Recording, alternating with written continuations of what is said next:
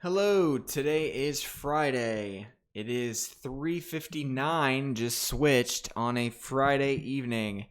An ugly day in the market. Is there a great reasoning for this? Personally, as stated before, I don't think it really is a great reasoning. However, it's something you take seriously and you watch price action on. Like I said before, whenever we see heightened levels, like when we see an RSI above 70, when we see put call ratios as low as they were, when we see a VIX, the fear index, as low as they are, just stupid stuff happens and you're going to see a dip. I'm just a realist in that. Did I sell everything? No, I sold about 50%. So I have all clients' assets collectively. For example, like if you're my age, I did not sell a ton. But if you're closer to retirement, you were up to, in some cases, around 50% in cash. So we actually didn't time it perfect by any means, but we are in really good position for this dip. Again, stupid things tend to happen when a lot of these technical areas hit. It doesn't mean it always happens, but we were seeing a lot of things that we're going to review today. So I'm going to refresh this to see exactly where it closed, and we will go from there. So it did have a little bit of a rebound before the end of the close, which is good, and I'll explain why. Key levels that were touched. So there's a lot of lines going on here, so don't freak out. But this will help you. I'm giving you exact levels that I am watching, and these constantly change. But I am watching very closely key support and resistance levels. For example, today we did test the 50-day moving average. That is a big one. Now, in reality, all of this is only about 3 and some percent. I'm not even sure if it's even over 3%. I'm showing you 3.3, but in reality, that's intraday. So keep that in mind, that it's really about a 3% dip from the highs. It's going to happen every year. Again, I've told not to be a broken record, but you on average see 5% dips in a year. This is one of them. It doesn't mean there's a recession. We are in a very good situation here. In fact, we did have portfolios that did quite well today and were positive depending on risk tolerance, because we did have some in the VIX, which was a risky trade but did pay off. So first key level that we were watching today is 32.23. We did close above that. That is a key Fibonacci area, a key level. I'm not going to get into the details of what that means, but it is an important level. The lower Bollinger Band, 32.16, another level. So there is a lot of tight support below, and you're seeing a lot of close red lines here, which is not a bad thing. I think it's going to have a hard time staying consistently below the 50-day moving average for a long time, but many analysts, many technicalists do want to see the 3150 touched. And we have seen this before, where the 3150 level right around here, basically right before we hit a huge rally, don't be surprised if we test that level, because there really is not a lot of resistance, there's not a lot of support between this level. So if we go below, call it 3200 or the 50-day moving average, it's probably going to go there quickly.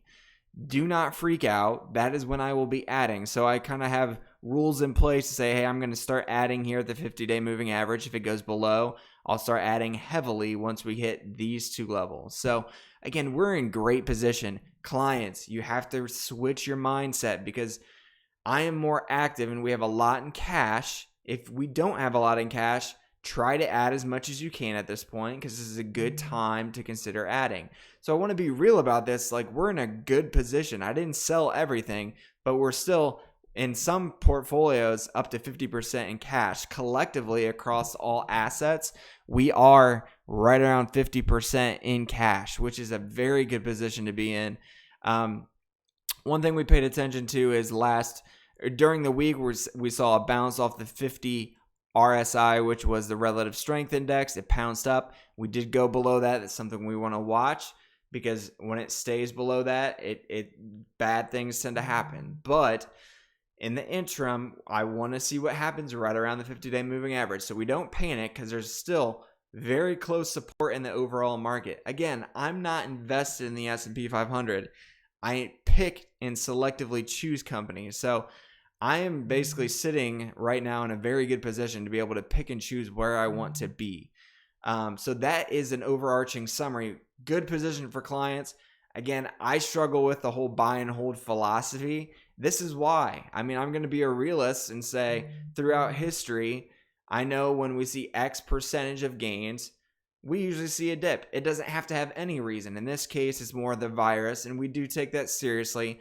However, you also have to understand that usually when this happens, it might be a 5 to 7% dip, and then it actually leads to better pricing.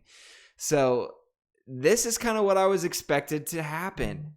Get off of overbought areas, and buy on the way down. That tends to lead to good price action, and I don't expect that to change. I think that's going to continue forward.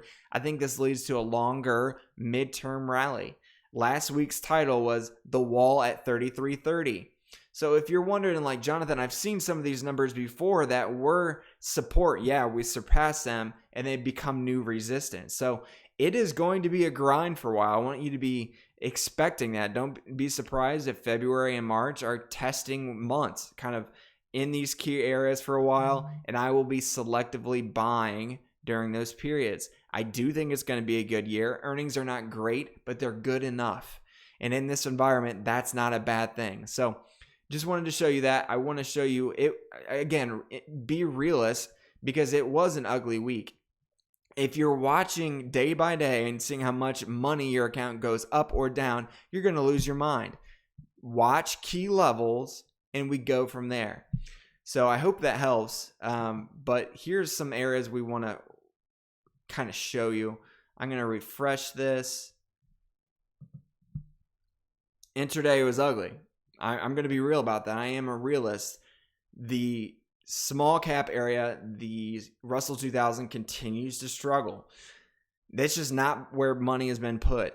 The NASDAQ, the growth area, although it has gone very, very high, is actually the area that has held up the best. It's very interesting, and don't be surprised if we do continue lower, that this could be again the first area bought. I don't have a crystal ball, but that could happen again. But you're seeing most of the week. This is the intraday, and I'm going to show you the week now. Quick look at the change. Now look at the change here. Not much of a change between the day and the week. In short, the week was basically dictated by the day. So don't do anything stupid here. I'm glad we're seeing some volatility to know that the market is real. Now I'm going to get into some more charts.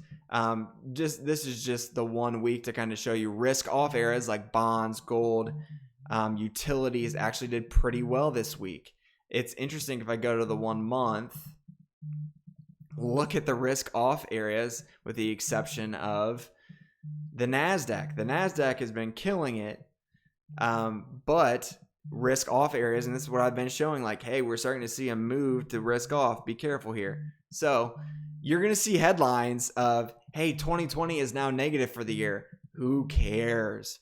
Relax. They're going to just look for good headlines and move on. This is good price action. We need to see these dips so we can extend higher. So you and I can say, hey, these are reasonable prices to get in. We could go a little bit lower, but I'm just giving you the full spectrum here. I want to show you why we made the decisions we did throughout the week.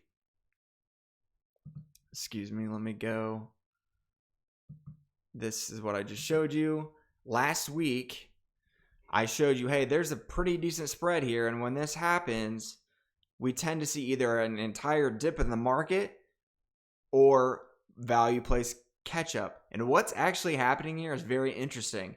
Value areas are selling off harder than growth. So the growth areas, the momentum areas, are actually holding up better. It's still a 3% dip, but it is still holding up better. So it's going to be interesting to see if this gets a bid in the near term or if money continues to flow here. I'll be honest with you, I would not be surprised if it continues to flow here because a lot of these companies are still doing quite well. Earnings are okay. Guidance is okay, not great, but okay in the environment where the Fed is not raising rates. And that's why I'm not going to continue to change my midterm thought process. This is as of Thursday. I wish this was as of Friday, but it's not. So expect the put call ratio to be much higher here into more realistic zones where it might mean a buying opportunity soon. So that's not fully updated because it needs more time. The volatility index, this is very important. We told you for quite some time, hey, it can remain in the 12s for a bit, but something small, whether, again, I'm sorry for the people who had passed away from this virus, but historically, these do get fixed relatively quick. This is not, in my opinion, something that's going to kill the economy. It's something to pay attention to and watch price action. For those that are sitting on the sidelines with cash, this is a good opportunity. We got out of the danger zone in the VIX. The fear spiked. We're seeing a fear rise significantly. This leads to opportunity. I like what I'm seeing here. I got to be honest. Doesn't mean it's over yet. No. Don't be surprised if we go a little bit lower, and I'm okay with that. Also, last week we were showing, hey, there's a high level of invested dollars right now. And when that happens, there tends to be a little bit of a dip. The buy and holders are going to stay in there. They're going to suffer the loss. And eventually, I think it's going to be bought. I don't think this is a bad area to buy soon. Again, the whole summary is this. After a 1.5 year consolidation, good things happen. It does come with dips, as you see here, from 17 to 18. Now, we've had a fantastic rally, taking a little pullback here, a little gut check. I think it will lead to better pricing. But we watch day by day. I don't have a crystal ball. We watch price action at key levels. So I've been waiting for this for quite some time. So I'm feeling very good where we stand. Again, another area that we showed you last week. Hey, the level of bulls, the 46 level, is the highest we've seen since October 2018. The last time we saw that, we saw a 20% dip, as you're seeing right here. I don't think we're in that environment. So don't freak out there. Could it happen? Potentially, but I don't foresee that happening. We saw a big sell-off in terms of the amount of bulls this week. This is updated relatively recent, but in summary, there's some fear out there. You're going to hear recession talk. This is good price action. So I wanted to talk you through my thought process because truthfully, if you're a client of mine, we're in a good position because I'm going to actively trade this. But slowly, as we start going to different levels, I'm going to start adding. Am I going to time it perfectly? Never. No. I'm going to play the odds and slowly start adding at these different levels. Probably if it goes below the 50-day moving average, I will start adding. The 50-day moving average is the 32.11. We actually hit 32.13 today. I'm not going to buy into a weekend with virus news, but let's see what happens next week. It could get ugly, and frankly, I kind of hope it does. Not to diss any other philosophy, but in terms of our client performance, I think this is going to be a good opportunity for us. So thanks for your trust. Have a great weekend. Again, emotionally, you should be saying to yourself, these are opportunities. If you're young, even if you're older, these lead to better opportunities. This cannot continue like this for long periods. No, this is not a tech bubble. We are nowhere near those evaluations. This is just normal price action after you see a year and a half of consolidation. That's historical. Now, could we see a 5 to 7% dip? Yes, and I will be buying on the way down. And we will be very disciplined in doing that. So thanks for your trust. A lot of good things happening. We like where we stand. Is it ever going to be perfect? I promise you no. But rest assured that I'm watching this and going to be doing a ton more research this weekend. And we have a portfolio ready to go, but we're constantly shifting things based on what we see the next week. So thanks again for your trust. Have a great weekend. If you have questions, feel free to call. If you have money sitting in your bank account, these are not bad times to add because it's going to take a couple days to hit. So keep that in mind. Thanks, guys.